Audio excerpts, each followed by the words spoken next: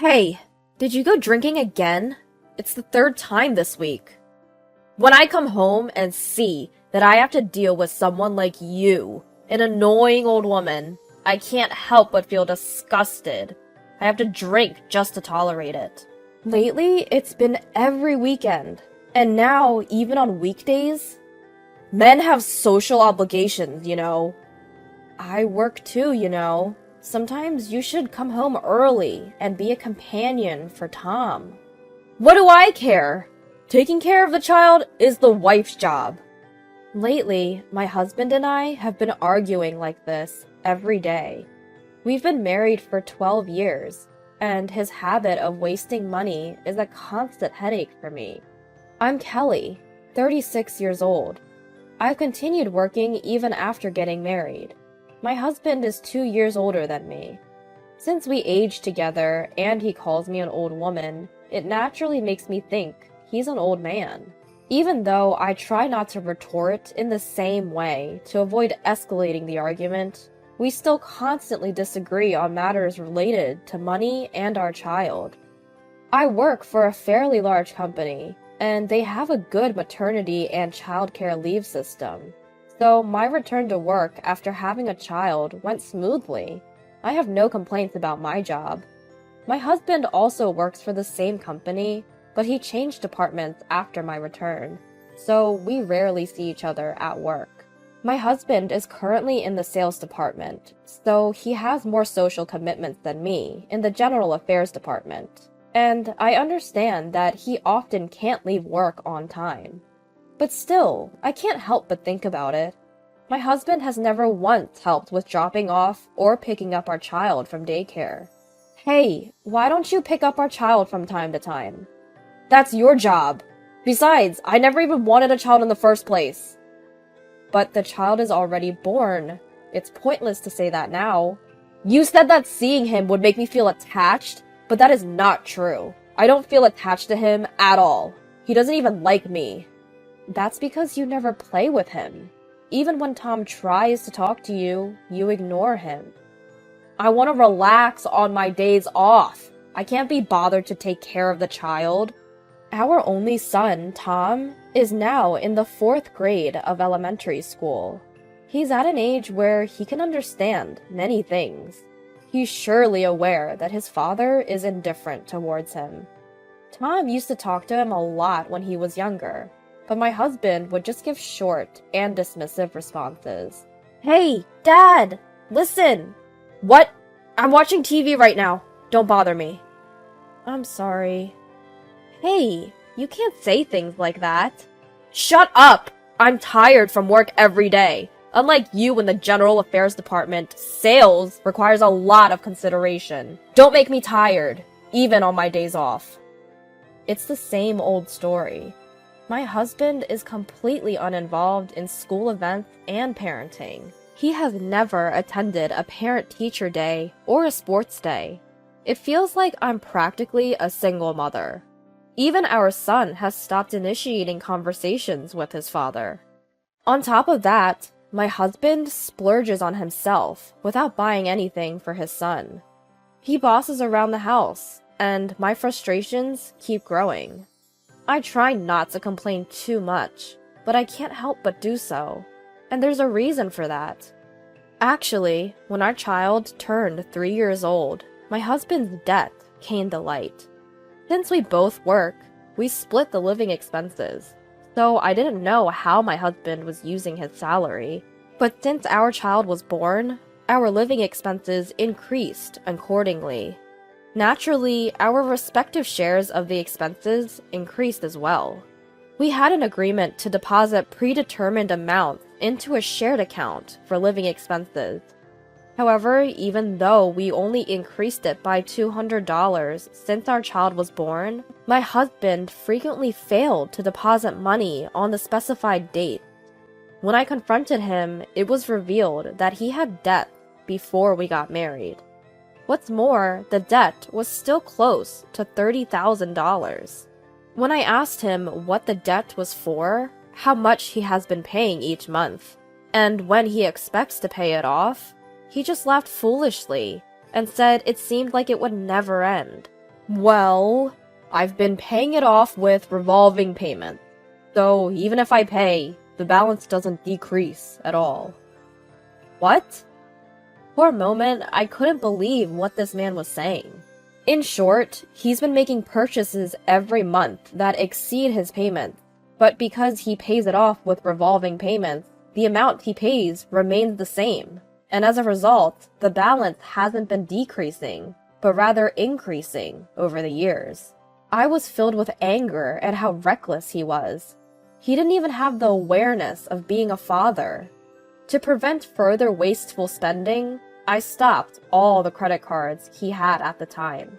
Even though he grumbled quite a bit, I sternly asked him what he would do if the debt continued to increase and somehow managed to prevent him from using them.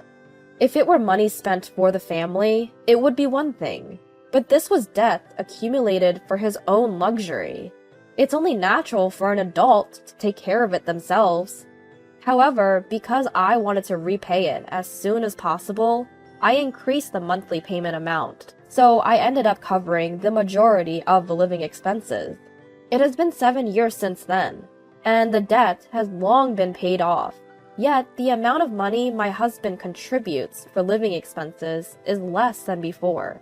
When I asked him to increase the money he covers for the living expenses, he came up with the excuse that I earn more and stubbornly refused to increase it.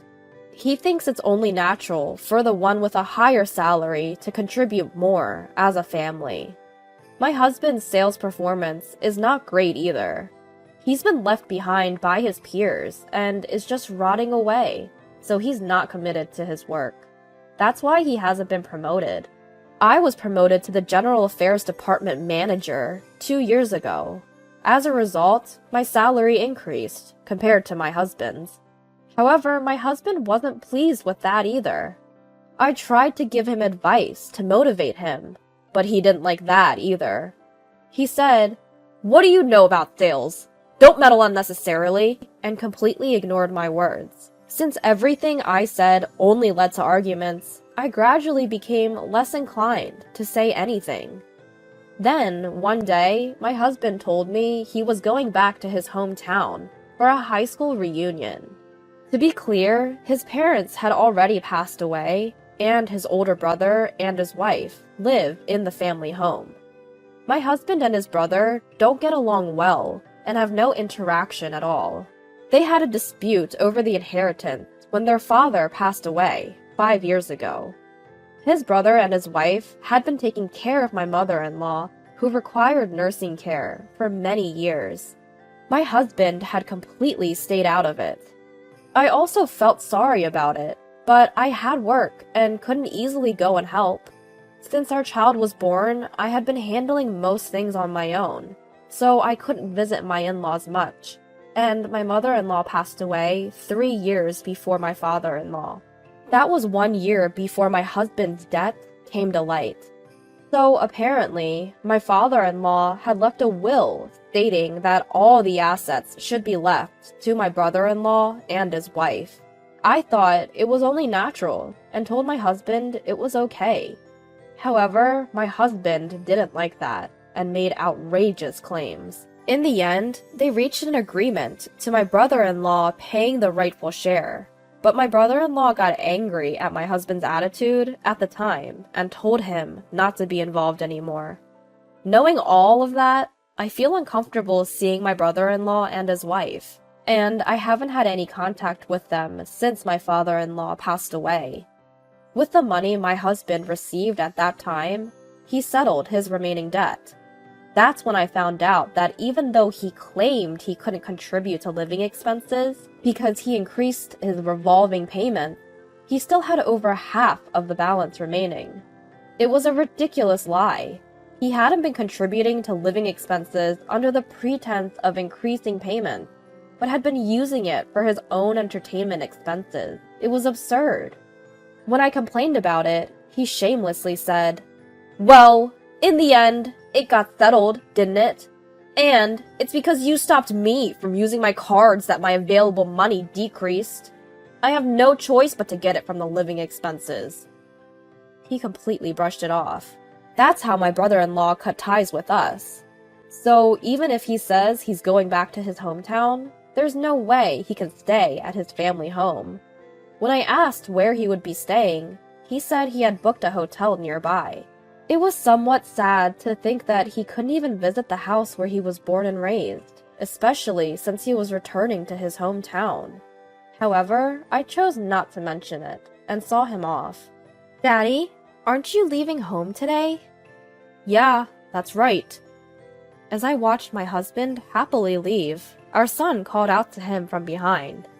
What's more, our son seemed somewhat pleased to know that his father wouldn't be coming home. It made me realize, once again, that my son didn't want his father to be around. And I realized that I felt the same way. Since it's Saturday and Mommy doesn't have work, why don't we go out and dine out? Really? Yeah. Yay!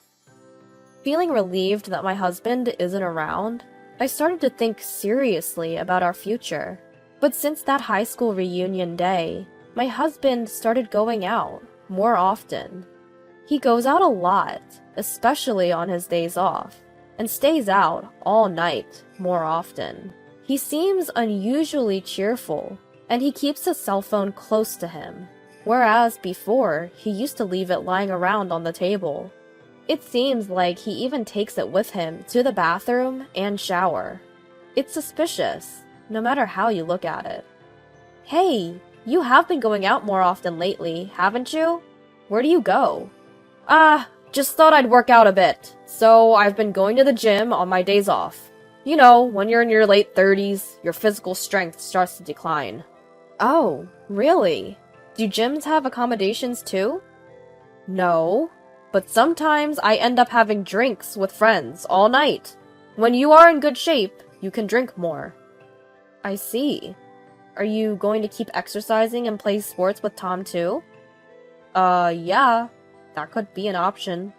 His eyes were evasive. I looked at him with a cold gaze, thinking that if it was a lie, he could have come up with a better one. In my mind, my husband's affair was already confirmed. I could have hired a private investigator, but for the time being, I decided to follow him when he goes out. My husband boarded the train and got off at the station near his parents' house. There, a young woman was waiting in a car, and my husband happily got into the car. Since his behavior had changed after the reunion, I had assumed the woman was a former classmate, but she now clearly appeared to be in her 20s. Nevertheless, I couldn't help but think, he spends recklessly, doesn't spend time with our son, and now I suspect he's cheating. It has become ridiculous to even be together. I made up my mind to leave my husband and started preparing for it. "Well, I'm heading out. I might stay at a friend's place tonight." "Oh, I see. Take care." It was the perfect opportunity, or so I thought. However, just then, I discovered that my credit card was missing from my wallet. I remember having it there until yesterday. Since I hadn't taken it out or used it, I couldn't think of anywhere I might have lost it. I immediately contacted the credit card company and reported it as lost. They asked me for the last time I used it, but I couldn't remember exactly when it was. I checked the transaction records on my computer and provided them with the information. Fortunately, they informed me that it hadn't been used since then, so that was a relief. I hadn't lost it or taken it out of my wallet, so why did it disappear? There was only one answer, without even having to think about it. My husband must have taken it from my wallet. It was the only explanation I could come up with. I thought that my husband would do it. For the past 6 months or so, my husband had been receiving collection letters from various credit card companies. I guess his own cards had reached their credit limit. When he settled his debt, he must have secretly applied for new cards, and not just one, but several. I had chosen to ignore it, thinking that since he would be the one paying it off, there was no need to say anything. But stealing someone else's card? That just makes him a plain thief. In any case, I'm glad I noticed it early. I started packing my husband's belongings right away. I know where he is. I had a private investigation agency find out who my husband's affair partner is. She's a 26-year-old woman who lives near his parents' house. She's about a decade younger than my husband. According to the investigation report, the woman he's been seeing is divorced and apparently moved back to her parents' house last year. Scott probably met her while she was working at the business hotel, where he stayed for a high school reunion. They lived in the same neighborhood and knew each other by sight, though they might have had an enjoyable chat. Scott has been frequently visiting her parents' house. He has known her parents by sight since he was a child, so maybe he feels comfortable going there. But do her parents let him stay over, even though they know he's still married? Well, that doesn't matter. I loaded Scott's belongings into the truck that arrived shortly and sent them off. Next up is our turn. I've canceled the credit card. Shall we move out too, Tom? Yeah, let's do that. Tom seems quite excited. When I told him we're going to live separately from his father, he responded, "Absolutely." Just as Scott had long ceased to be my husband in my heart, he had ceased to be a father in Tom's eyes. I regretted that I didn't make this decision sooner. By nightfall, we had moved in our new place. We had completely moved out of the house we had been renting, turned off all utilities, and returned the keys in the presence of the real estate agent.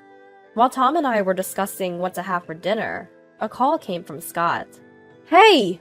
What the hell is this? Why are you sending me my stuff? Everyone here is shocked. Well, you seem to be spending a lot of nights there. I thought it would be convenient if you had your personal belongings there. Stop kidding! Because of you, now Marilyn's parents know that I'm still married.